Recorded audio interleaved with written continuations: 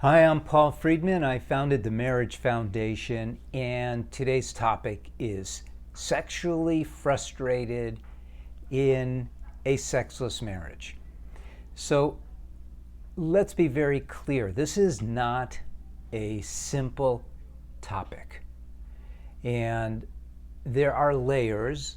I don't think I'm going to get into all of the layers, but I want to give you enough of an explanation so that you have a starting point with which to literally change your life. So we're going to start with the problem. The problem is not a lack of sexuality. The problem is not the sexless marriage.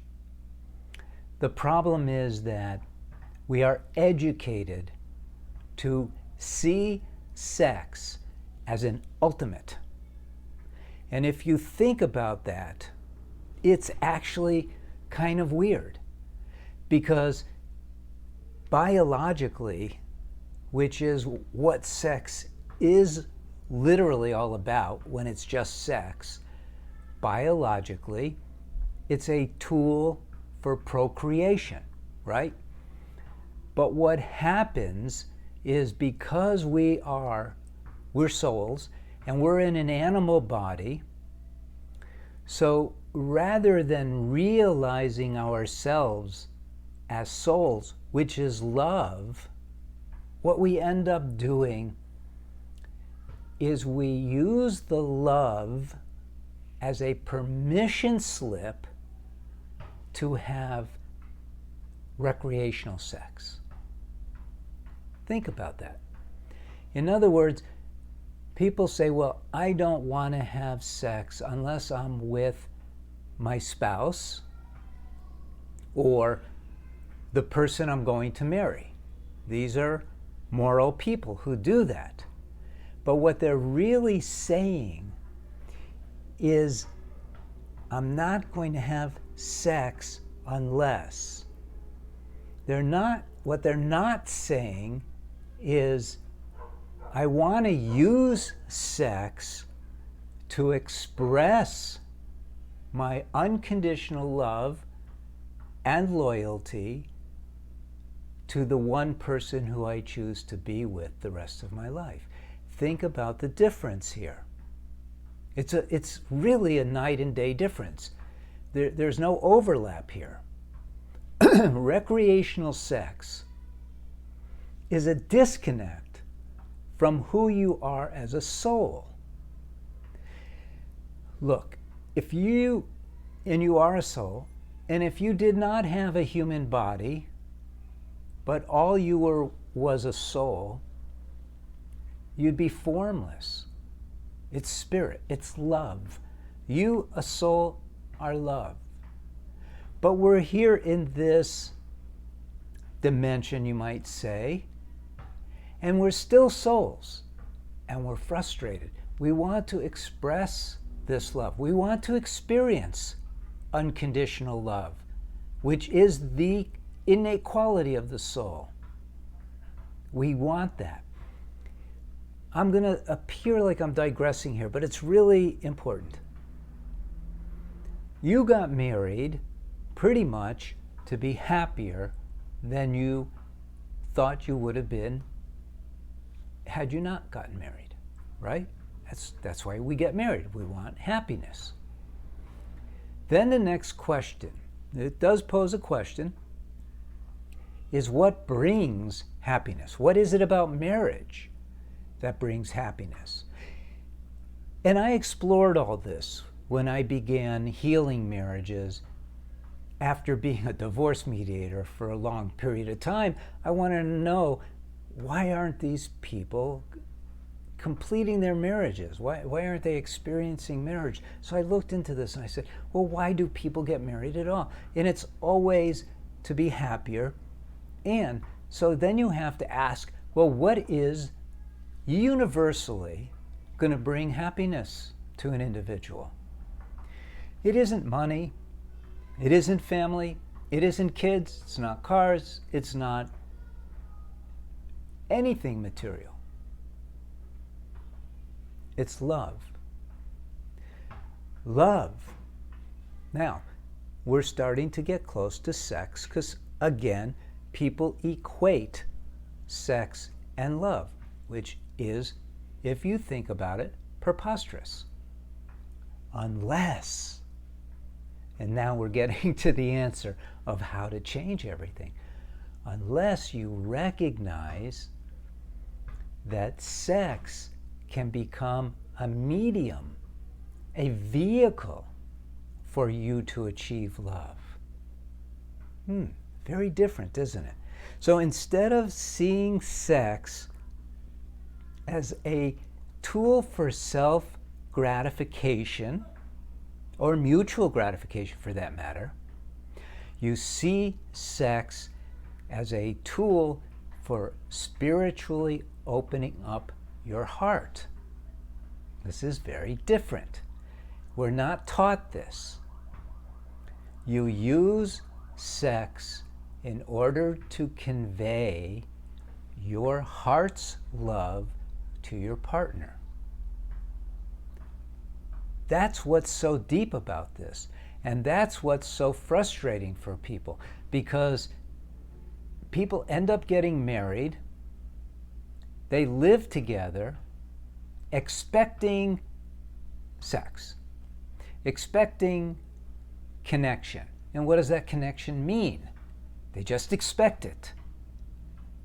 What it really means is a connection between each other at the level of the soul, of heart. How do you get there from here? Okay, now let's get right into the topic. The problem is your marriage is sexless, you're not feeling gratified, you're not experiencing what you believe you should experience. I'm going to tell you how you do it. Basically, you got to change everything. You got to change your perspective. You got to start seeing your spouse as an excuse to open up your heart. It's very difficult to open up your heart in the world. You'll get killed. You'll get walked on. You'll get beaten up. You'll be taken advantage of. And that's what marriage is all about. It's this cosmic bubble that you and your spouse live within, where you can freely express your unconditional love. But you don't. What you do is you express unconditioned, unbridled expectations. And that doesn't work. You got to turn the whole thing upside down. Because right now it's upside down. And it's not your fault. It's because of how the world sees sex, how the world sees marriage, how the world sees men, how the world sees women. It's all messed up. And so what we want you to do, what I want you to do, is I want you to consider changing how you see marriage. Start looking at your marriage as an individual spiritual path towards unbelievable happiness when you know how. What it requires, essentially, is learning how to live a life of selflessness with your spouse. Now, it also, when you do this, it has a side effect. And that side effect is it creates a cycle of giving and giving back. But that's not why you do it. You do it because the way love works is that you can't create love, okay? You know that. But you can give it. Where does it come from? It comes from God. It's obvious. But when you give it, you become a channel of God's love, and you experience that love as it flows through you.